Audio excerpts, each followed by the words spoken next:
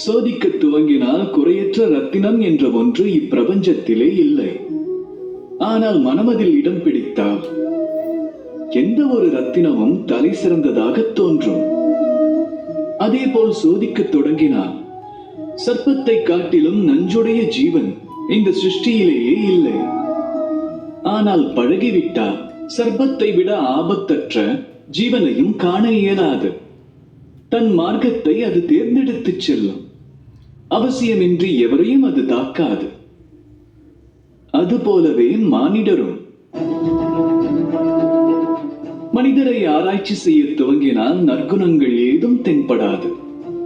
அரவணைத்துச் சென்றார் எந்த ஒரு மனிதரிலும் ஒரு தனிச்சிறப்பான குணத்தை நாம் காண இயலும். இதில் அடிப்படையில் செயல்படுவது நமது கோணமே. ஆகையால் தமது வாழ்வினில் மனிதரை மதிப்பிட தமது நேரத்தை வீணாக்க வேண்டாம். மாந்தர்கள் ஒன்றும் வஸ்து அல்ல, ஆத்மாவினை தரித்த ஜீவன்கள் ஆவர். தமது அணுகுமுறையால் அவர்களை மாற்றவும் இயலும். பரிச்சயமற்றவர்களும் தம்மவராக தம்மை ஏற்றுக்கொள்ளலாம், தம்மில் அன்பு நிறைந்திருந்தார். ராதா ராதா.